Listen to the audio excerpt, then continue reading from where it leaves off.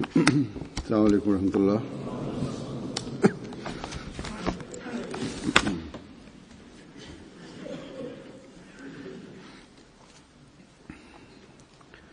أشهد أن لا إله إلا الله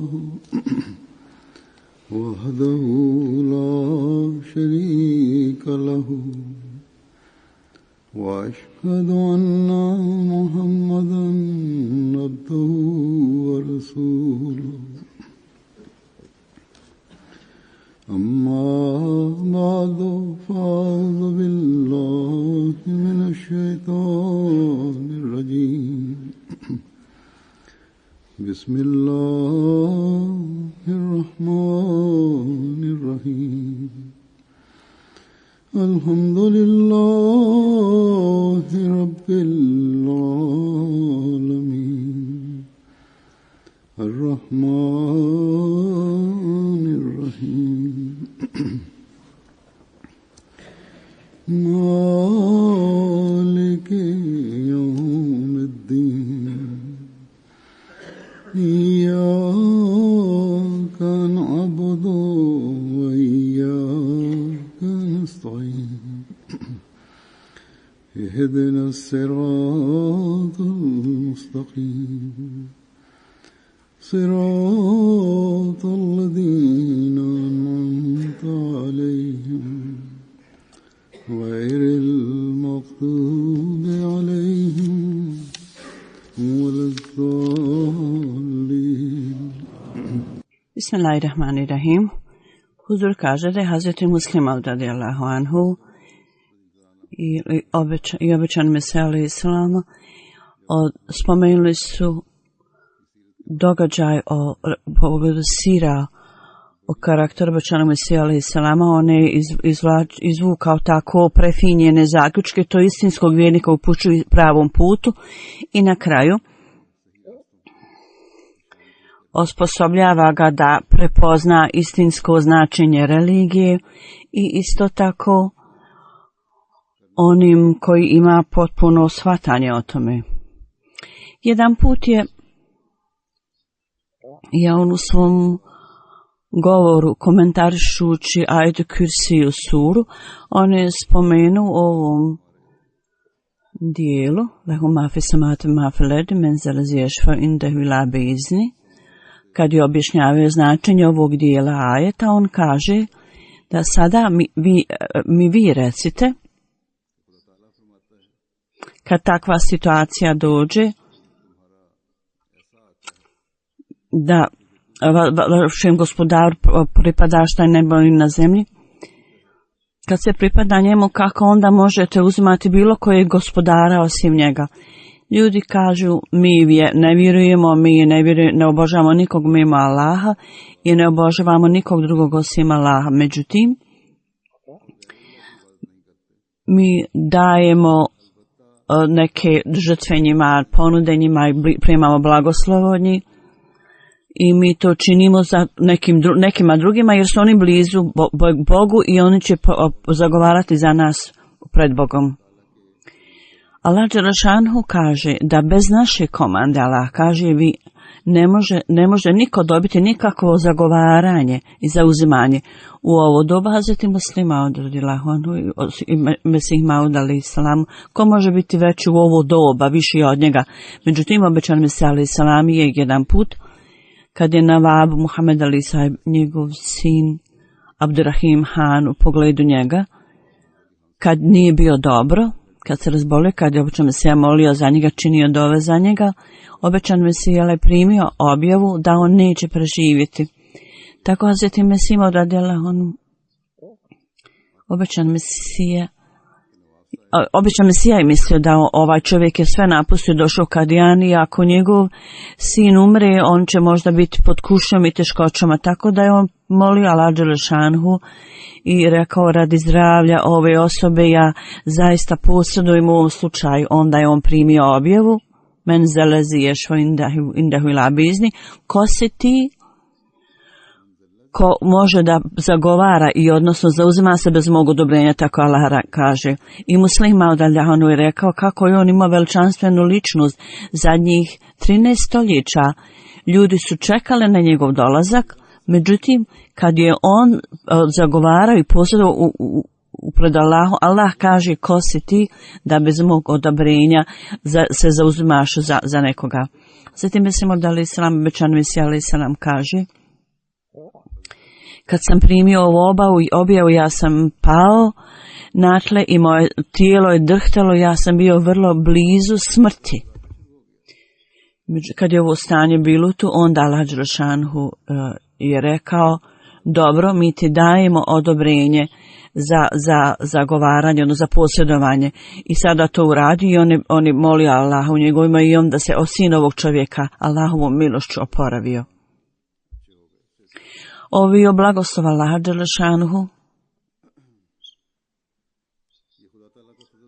Međutim, ovo odobrenje je dato od Allaha i njegova dova je primljeno je kada Allah dželešanuhu kaže obećan Mesiji, kad osobi kao što je on, kad je Allah rekao ko si ti da zagovaraš predamnom za nekoga, kao šta onda drugi ljudi, kakav je njihov onda položaj da oni nikada ne mogu zauzimati se ni za koga drugi posjedovati. U hadisu vidimo dobro da je časni poslanik sallallahu alejhi ve sellem kad njemu bude dato odobrenje, onda će on zagovarati u našim, odnosno posredovati. Dakle, kako su neuki, kako su neznalice ovi ljudi i ona osoba koja bez znanja kad kaže da bilo ko može da pregovara i zauzima se u ime drugih ljudi. Ovo je koncept među ljudima u našoj zemlji i u drugim zemljama. Da stavljaju ljude da ljudi obožavaju Boga na grobovima mrtvih i da svoje vođe obožavaju i tako dalje. Dakle, ovo treba svi ahmedi muslimani dobro da zapamte da Allah dželešanuhu on je poučio časnog poslanika da će, kad bude datom odobrenje, onda on može da posjeduje ime ljudi pred Allahom. Onda Allah dželešanuhu, kako Allah dželešanuhu pokazuje čuda svoje moći i snage u odnosu na obećanog Mesija alaih salama. I u pogledu toga, Hazreti Muslima radijallahu anhu kaže, jedan put on je imao kašljao je, i Barek Ahmed je bio najmlađi sin obećanog Mesija alaih salama i čitavu noć je bio budan, pazio je na obećanog Mesiju. I on kaže, ponekad ja sam bio budan do ponoći i onda se budio ujutro rano, ustajao ujutro rano. A Sveti Muslima kaže, kad god sam ga vidio, on je bio budan i kad sam ga vidio, ponovo ga vidio, on opet bio budan. Kao rezultat toga on je imao kašljao, a Sveti Muslima kaže, moja odgovornost, dužnost je bila da mu dam lijekove u određeno vrijeme. I kad god je bilo kakav zadatak bio određen za neku osobu, on osjeća kao da ima pravo da onda tu posreduje. I zbog toga on kaže, Muslima kaže, ja mislila sam da je moje pravo da ja također radim nešto, učim nešto za to i ja sam ponekad kao savjet spominjao, jedi ovo, nemoj ovo jesti i tako dalje. A Sveti Halifatul Mesih prvi, njegovi također recepti smo upotrebljavali, homeopatik lijekovi, međutim kašalj se pojačavao neprestalno. I bilo je vrijeme kad je Abdul-Lekim, koji je kasnije se odmetnuo, on je napisao da Mirza Sahib pati od neke bolesti koja se odnosi na pluća.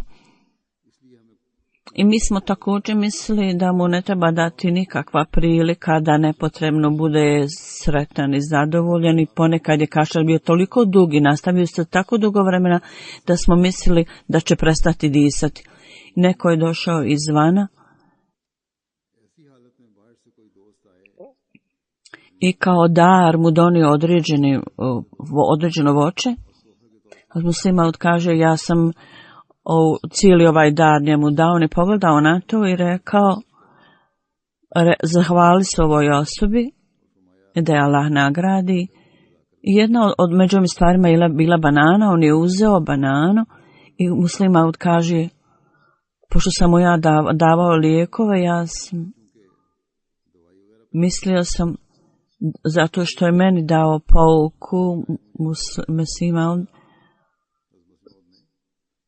kako on kaže, ja sam onda mislio da to nije dobro u tom slučaju, on je ogulio bananu i počeo jesti i ja sam spomenuo da je kašalj vrlo ozbiljan i ovo nije dobro za to. Međutim, on je nastavio, ja sam ponovo insistirao neuko, on se nasmijao i rekao je, ja sam upravo primio objavu da je moj kašalj prošao. I zaista je trenutno kašalj prestao i nikakvi lijekovi nisu bili dalje potrebni, briga. Zapravo je u to vrijeme bilo nedostatak brige, međutim ipak je njegov kašalj nestao i bio izliječen. Prethodno 1 mjesec smo mu davali lijekove, međutim nije bio, nismo ga mogli izliječiti. Ovo isto posao Allah dželešanu. Tačno je da nekada zbog nedostatka brige bolest se pojačava, a nekada se izliječi. Zato nas je Allah dželešanu poučio instrumentu dove, kad je on molio Allaha i učinio dovu. Kad osoba kaže, ja sam, dosta mi je moga stanja, molim te, moli za mene i preuzmi moju stvar. Kad tako moli Allaha, Allah dželešanu kaže također, ova osoba ovisi o mene, Allah kaže, i želi da ja se upletem u to i intervenišem, i onda on pokaže moć snagu svoje moći. A Sveti Muslim Maud radijallahu anhu, nakon što je spominjao ova stvar liječenja, spomenuo još jedan primjer koji zaista osvježava i uvećava našu vjeru. Ovo se odnosi na predskazanje Lehikramu, o događaju o ubistvu Lehikrama.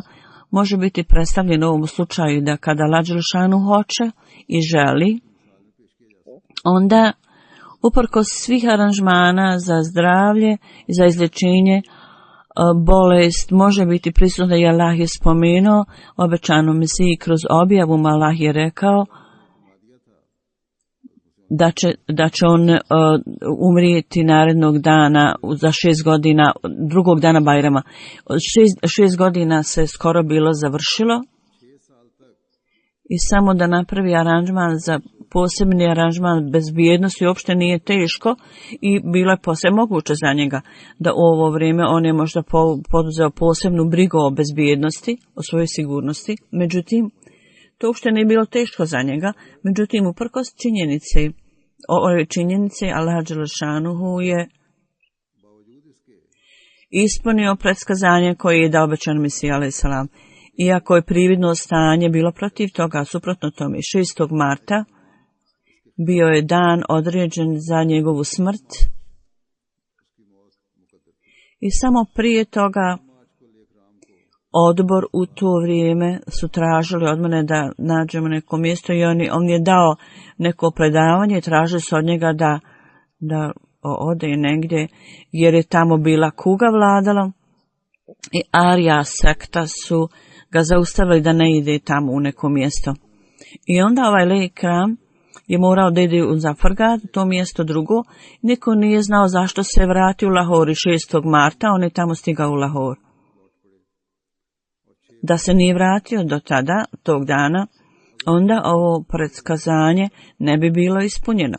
Međutim, uprkos činjenice da je Allah dželešanu je stvorio priliku da on bude na putu, međutim on ipak se vratio u Lahor i u određeno vrijeme on je bio ubijen. Ovaj primjer je za ovu svrhu da zdravlje i security aranžmane, uprkos toga osoba može biti ubijena.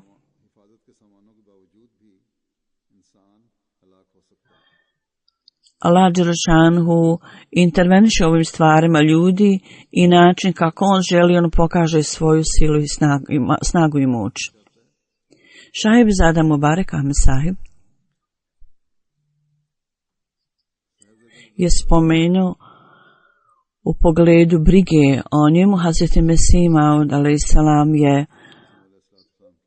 u pogledu zdravlja jako imao problema i patio i on je zaista volio ovo dijete i spominjanja u njemu. Hazreti Muslim Maud radijallahu anhu spominje u jednom od navoda i rekao, ovo bio naš najmlađi brat, njegov je bilo Mubarek Sab i njegov grob je istočno od groba obećanog Mesija alejselama.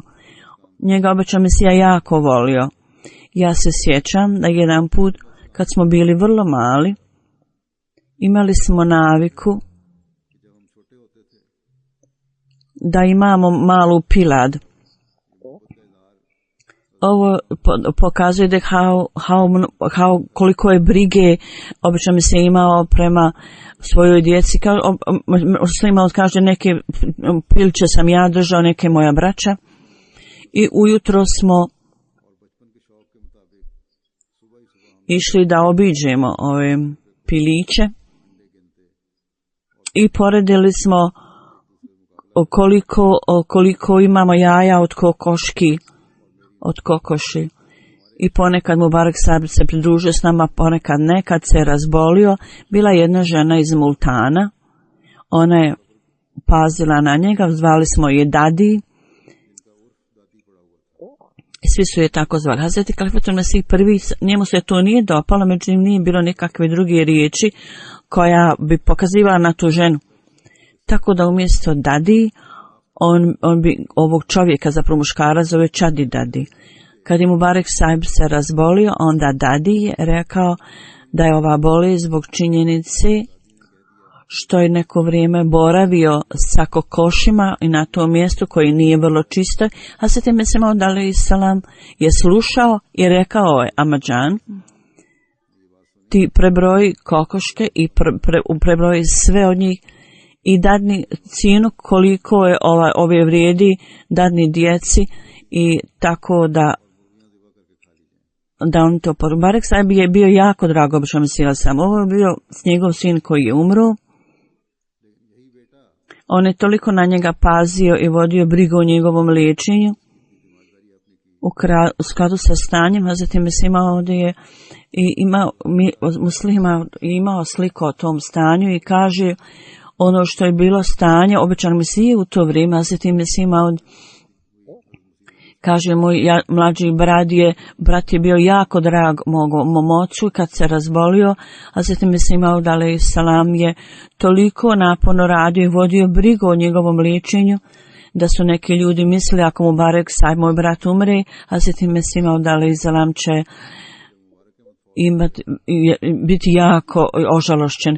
Sad Kalifatul Mesih prvi je imao veliku snagu, veliku volju i dan kad je Mubarek Sahib umro, on je nakon što je predvodio namaz došao je da vidi i u to vrijeme moja dužnost je bila, Hazreti Mesih Maud kaže, da dadnem lijek Mubarek Sahibu.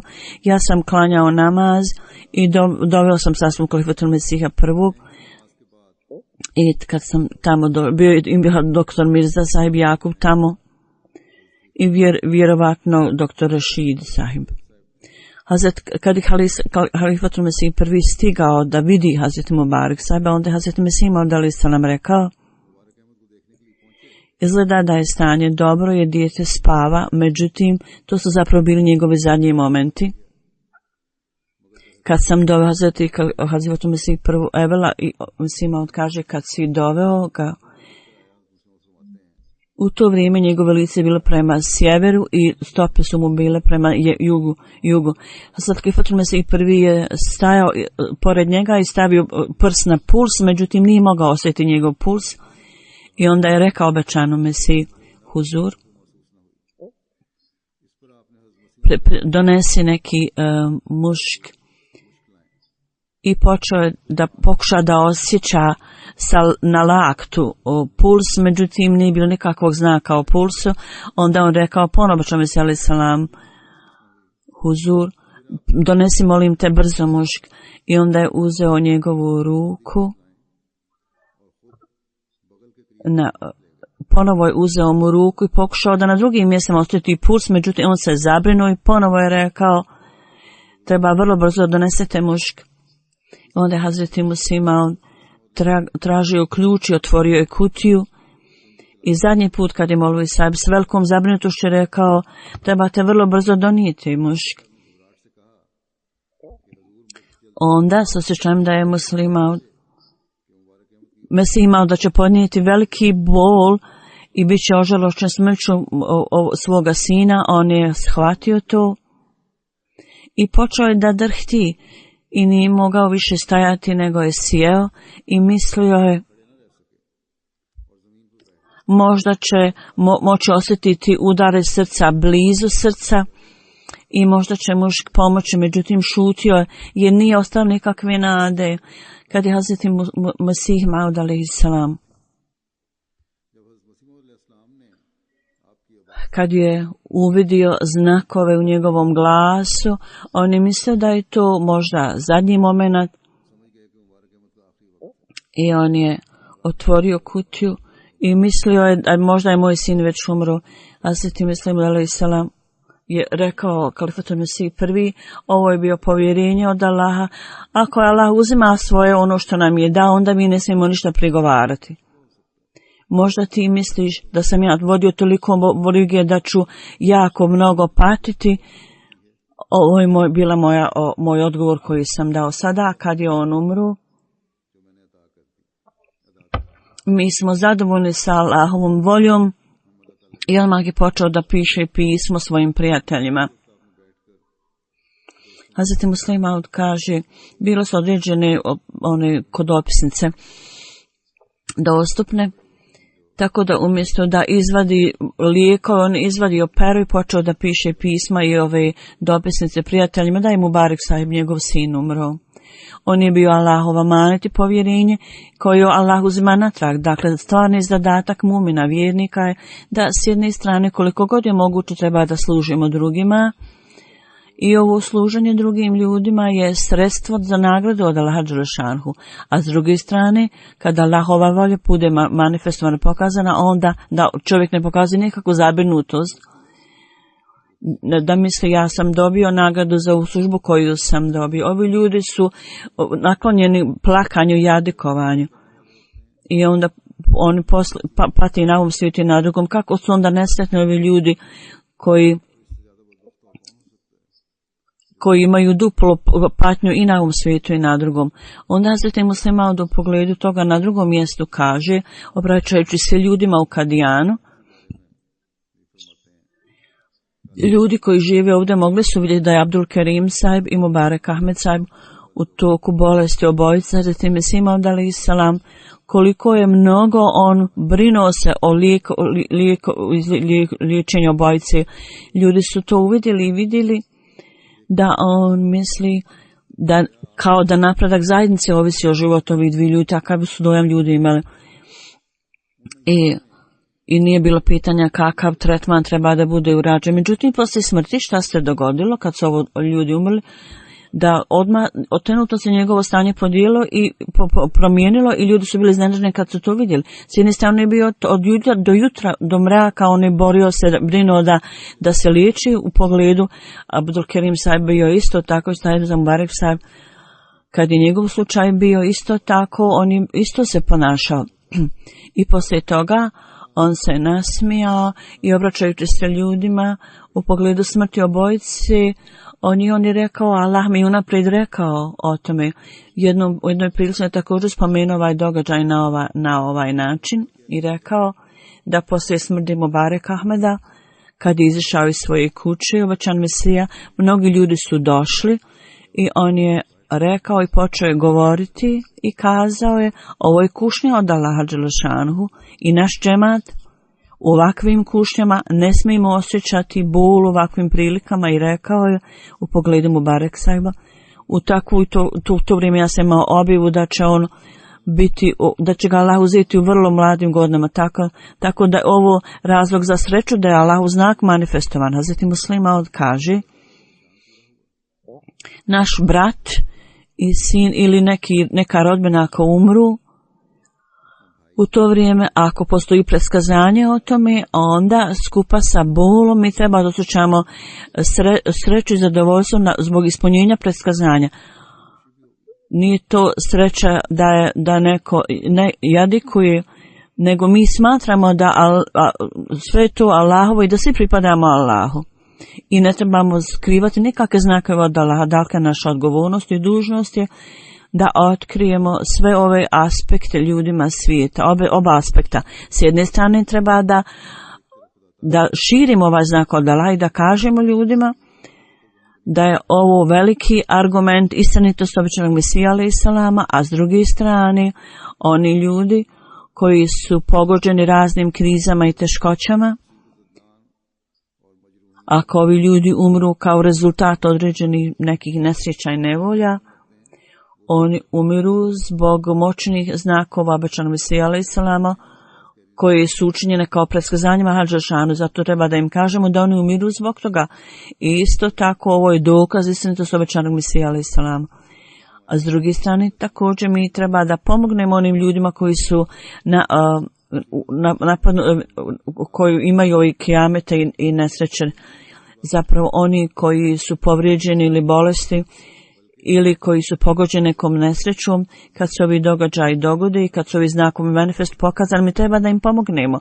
Tako da ljudi i razumiju da poslije manifestacije ovih znakova, kad nas nije briga nikakve lošu propagandu protiv nas, nije nas briga ni za kako prekoran. Zato džemat Ahmedija mi uvijek pomažemo ljudima, bez obzira što ono misle i kažu, uvijek u nesrećama mi pomažemo ljudima.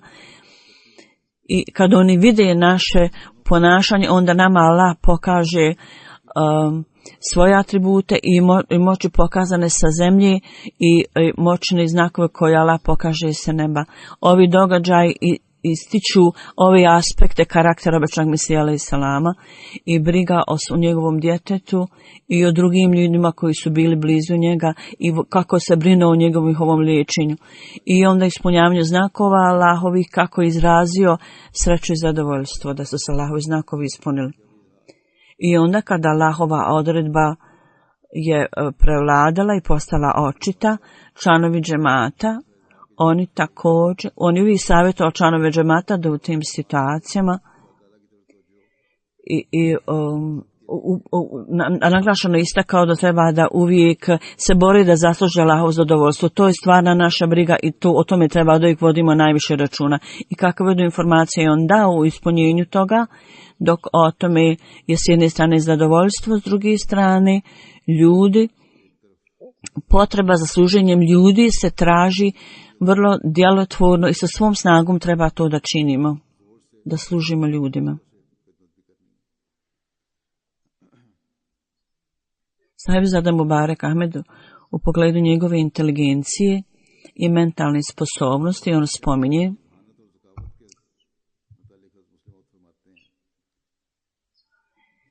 pozivajući se na osjećaje, kaže, ja vam objašnjavam ove stvari. Ovi ljudi koji su vidjeli običajnog Mesija alejhi selama su vrlo dobro znali da je on jako voli Mubarek Sahiba, svoga sina. Jako je mnogo razloga za to. Prvo što je on bio od rođenja vrlo slab, imao je neke bolesti i obraćao pažnju na to i vrlo važna je stvar da ako je nekom povjeren, onda on dobija ljubav te osobe. On je bio jako mlad, bio je malo dijete, a bio je jako inteligentan. Iz ovog razloga je također da sam ja ga jako volio jer je bio jako inteligentan. Imao je samo 7 godina, ali u tim godinama bio je u stanju da piše neku poeziju. I bile su te njegove strofe u skladu sa pravilima i pisao je neke strofe i riječi i po njegove inteligencije zatim je Simaud alejhi selam imao jednu dugu poeziju, napisao i Hazreti Mesima je tražio od njega da traži takve riječi koji su slične da se rimuju.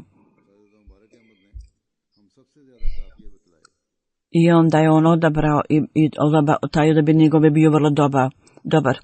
I onda Hazreti Muslima prenosi još jedan događaj.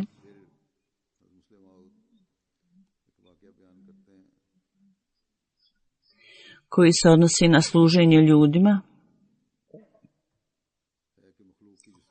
koji može demonstrirati Rabubijat al-Hadž al-Šanuhu, koji je hranilac, i kaže, ja to ne mogu zaboraviti. U to vrijeme ja sam bio mlad musliman, imao sam 16-17 godina, kad je naša mlađa sestra, koja je samo nekoliko mjeseci umrla, i mi smo njeno tijelo odnijeli da ga sahranimo, gdje su Ahrar govorili da Ahmedis ne mogu tamo biti sahranjeni. Poslije dženaze, Hazreti Mesih Maud alejselam je nosio mrtvo tijelo svog mrtve djevojčice u ruci. Jedna osoba je imala neku radnju i on je tražio, obećam se, kaže, daj meni to mrtvo tijelo, i obećam se okrenuo i rekao, ona je moja kćerka.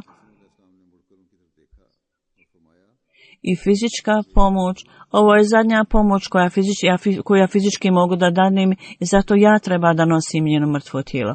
A se muslima kaže, on je iz toga zaključio da ako hoćete da budete utjelovljenje Božjeg atributa Rab, onda je neophodno da sebe predate služenju ljudima.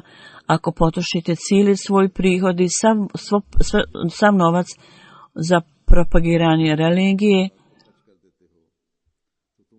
možda dobijete odraz odlike, ali nećete dobiti odliku Rabul Alemin, jer s ciljem da postanete štit Rabul Alemin, tu odliku, znači da radite posao svojim vlastitim rukama i morate biti u služenju siromašnim ljudima. I ovo je predivno objašnjenje, i da postanemo odraz Allahovih atributa, treba uvijek da budemo spremni da pomažemo svim ljudima i drugima, kome god možemo. Ako se zamislimo nad ovim objašnjenjem, tu su daleko sežni rezultati toga koji ljude dovode zajedno i povežu ih zajedno.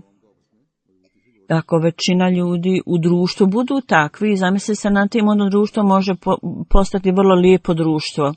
Onda se time svima, ali salam, u pogledu njegovog povjerenja, amaneta Allahu, oslonjanja na Allahu, istinoljubivosti, i također koliko se držao istinoljubiv istine, muslima prenosi jedan događaj u vrijeme Običnog Mesija alejhi salama. Jedan put se dogodilo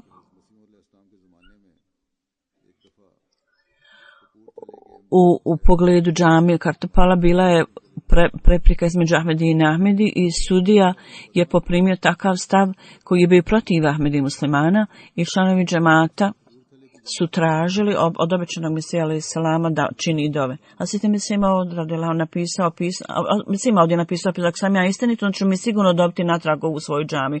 Međutim, s druge strane, sudija je u svom suprotstavljanju nastavio na toj liniji suprotstavljanja i konačno je napisao odluku protiv Ahmedi muslimana. Međutim, drugog dana, kad je on bio spreman da ode i nasudi, da najavi svoju odluku, on traži od svog sluge da mu pomogne da obuče cipele. Obukao jednu cipelu, i kad je počeo da obuče drugu cipelu, odjednom je čuo neko udaranje. I taj sudija je trenutno umro, onda je drugi sudija bio određen, i taj drugi sudija je onda promijenio ovu odluku u korist Ahmedi muslimana. Ovo je bio veličanstven znak i njihova vjera je dosegla do neba.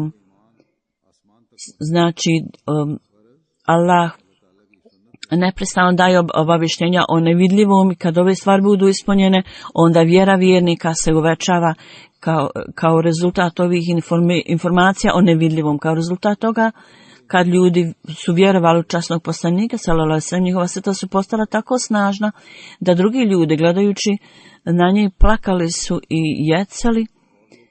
Kad bi bilo koji ashab imao priliku da položi svoj život radi Allaha, oni su skakali od sreće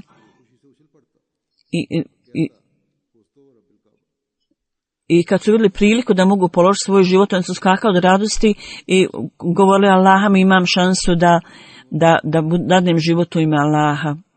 Ponekad se događalo tako da je u objavi ili u stanju polusna On je vidio vizije koje ne samo da su ispunile, nego se događalo da se ispuni upravo onako kako je tu bilo pokazano i obično se i osobama drugim koji su njemu bili bliski. I nalazimo primjere toga u životu obično mi seli samo. Jedan put obično mi se vidio u stanju objave da je Mubarak Sahib pao i da se jako teško povrijedio. I nije prošlo ni 3 minute od toga Mubarak Ahmed koji je stajao pored madraca nečega, okliznuo se i pao i tako da je raskrvario neko mjesto gdje se povrijedio. U ranim danima, u ranu stanja Kadijana i napredak Kadijana i napredak džemata, on kaže u pogledu toga da je bilo vrijeme kad je Mesih alejhi selam nije bilo nikoga uz njega i onda je došlo vrijeme kad je skupa s njim bilo 1000 ljudi i sada ovaj broj je narastao na 1000. I u Pandžabu nije bilo njegovih sledbenika, a sada ne samo u Indiji, nego zapravo u svim kontinentima svijet Ahmedijat se raširio. Ovo je istinska stvar koja je spomenuta i rečena. Međutim, još uvijek ljudi svijeta ne vjeruju i kako je toliko ljudi, toliki broj ljudi došao, da mu ljudi ovog svijeta nisu povjerovali, odakle su onda ovi svi ljudi došli. Onda u svim zemljama Ahmedijat se širi i sve više ljudi se pridružuje Ahmedijatu i on kaže, pogledajte na ovu stvar, da dobri ljudi, jako je mnogo toliko ljudi koji sada sjede predamnom, koliko njih je ovdje, koji su bili ovdje da ga u rano vrijeme, na početku vjeri u obećanom selu, vrlo je mali broj ljudi bio koji su vidjeli lice obećanog Mesija alejhi selama. Samo oni ljudi su bili tu sada koji su vidjeli sliku obećanog Mesija alejhi selama, ljudi koji su vidjeli njegovo lice, međutim nisu imali priliku da budu u njegovom društvu.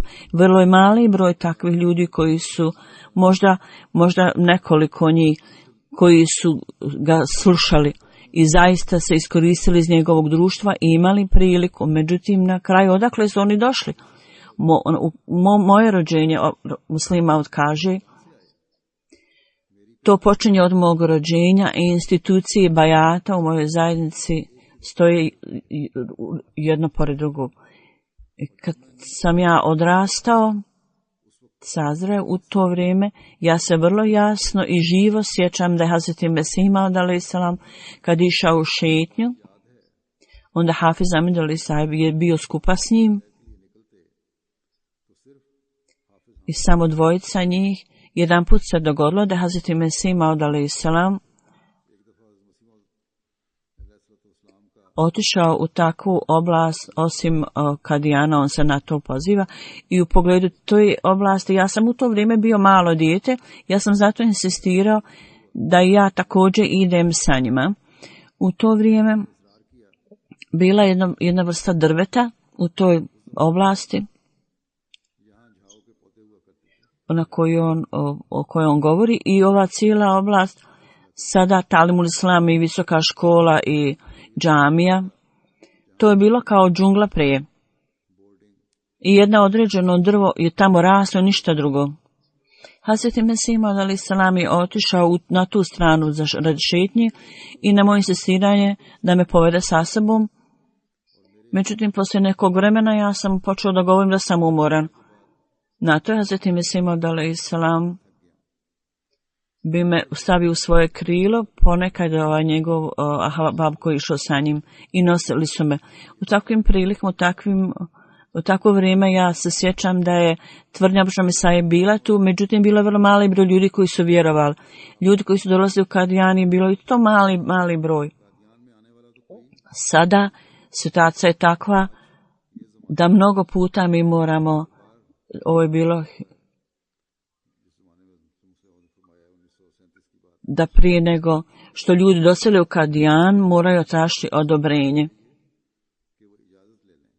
Da bez odobrenja ako dođu možeš biti primoran da se vrate. Tako da ovi događaji sigurno uvećavaju vjeru ljudi i njihovo vjerovanje. da nas Allah osposobi da uvijek uvećamo svoju vjeru i svoje uvjerenje i da uvijek budemo korisni članovi zajednice. Ja ću klanjati dženazu u odsustvu tijela poslije namaza.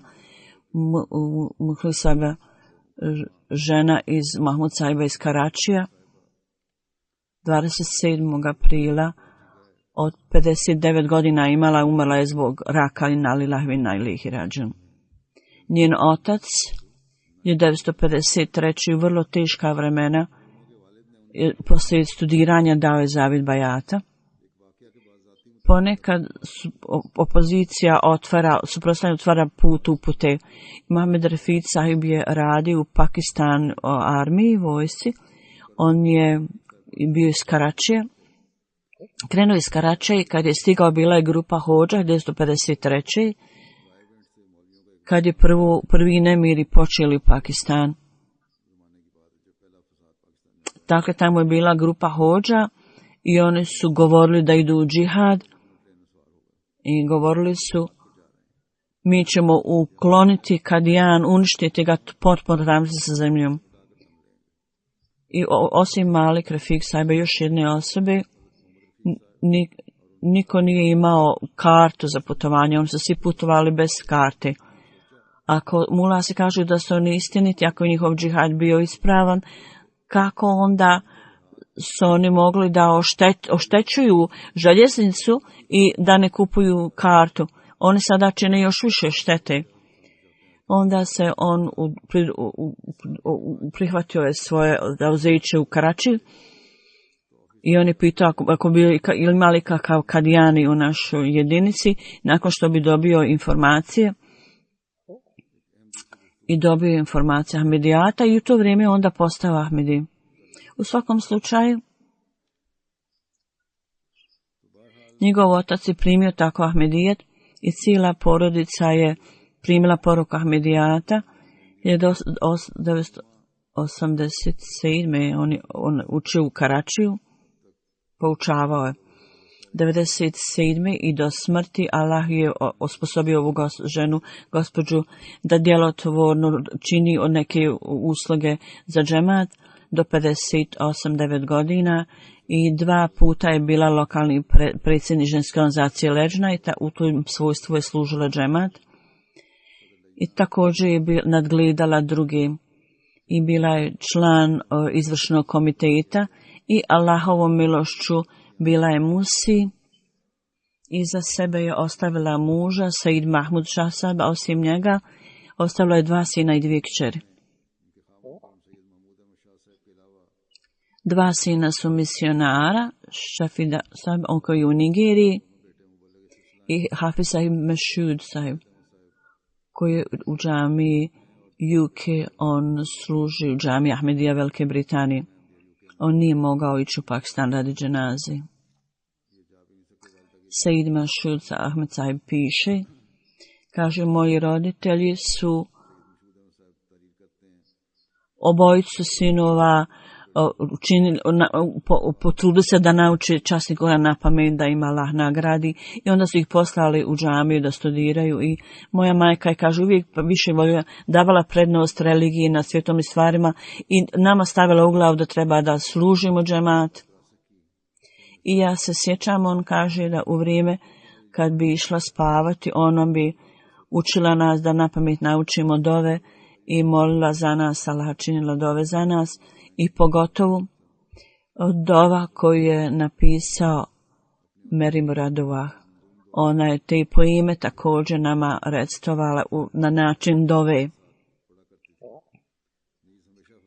I on kaže, moj stariji brat je išao da bude misionar i drugi je onda učio Kur'an na pamet. Kasnije su obodvojica braće su naučila Kur'an na pamet i također posvetili svoj život i obodvojica su stekli obrazovanje i sada su misionari džemata i služe put džemata iz islama. I također kaže moja majka, svakog mjeseca ona je išla iz Karačija u Vrabu i voz je bio vrlo neudoban i poslije sastanka s nama on je saslušala nas da vidi šta smo naučili od Kur'ana i prala je našu odjeću i onda se vraćala u Karači i gdje god je trebala da poučava, bila je učitelj i poučavala.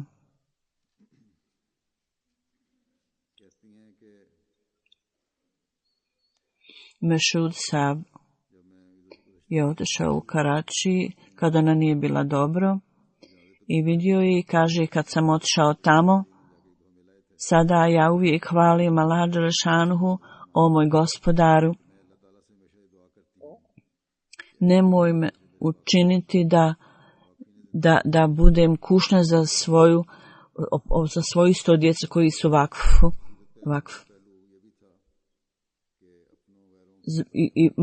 I bračni život moje djece i tako dalje, da to riješimo, da ne bude nikakva kušnja. Allahovom milošću ona je bila ljubazna prema svim članovima džemata, imala je vrlo fin odnos sa svima, da Allah dželešanu uzdigne položaj ove umrle gospođe i osposobi njene potomke da nastave u dobrom moralu i također da ih učini primaocima dova.